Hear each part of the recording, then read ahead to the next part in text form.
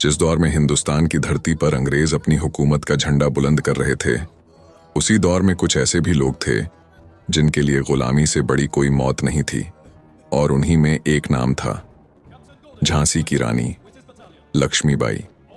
अंग्रेजों को लगता था कि तलवार, तोप और अपनी ताकत के दम पर वे हर रियासत को झुका देंगे, लेकिन वे ये भूल गए थे कि हिंदुस्तान की मिट्टी में जन्म लेने वालों के लिए राज सिर्फ सिंहासन नहीं होता, ये अपनी आन थी, अपनी प्रजा थी और अपनी मातृभूमि की जिम्मेदारी थी।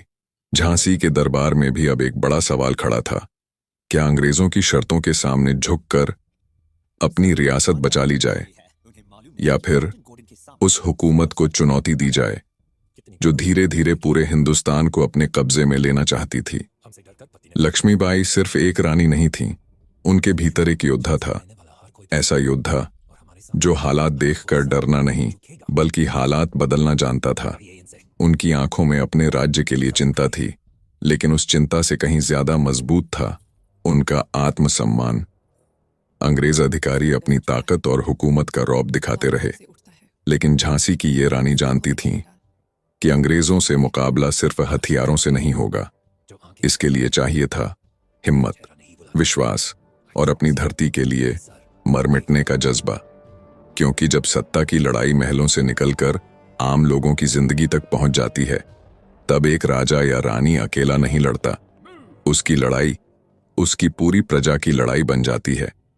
यही वजह थी कि लक्ष्मीबाई की ताकत सिर्फ उनका घोड़ा और तलवार नहीं थी। उनकी असली ताकत थी उनकी प्रजा का भरोसा, एक ऐसा भरोसा जिसने आगे चलकर झांसी को अंग्रेजों के सामने एक मजबूत दीवार बनाकर खड़ा कर दिया। लेकिन इतिहास में कुछ फैसले ऐसे होते हैं जिनके बाद वापस लौटने का रास्ता नहीं बचता। एक तरफ अंग्रेजों की चालें थीं और दूसरी तरफ झांसी की आजादी और सम्मान। लक्ष्मीबाई समझ चुकी थीं कि अंग्रेज सिर्फ झांसी नहीं चाहते, वे हिंदुस्तान की एक एक रियासत को अपने अधीन करना चाहते थे। और अगर आज झांसी झुक गई तो कल हिंदुस्तान का कोई और हिस्सा गुलामी की जंजीरों में जकड़ जाएगा। इसीलिए उस रानी ने फैसला किया, झांसी की धरती पर पराया हुक्म आसानी से स्वीकार नहीं किया जाएगा, क्योंकि जिसके दिल में अपनी मातृभूमि के लिए सम्मान हो, वह तलवार टूट जाने पर भी अपना हौसला नहीं टूटने देता।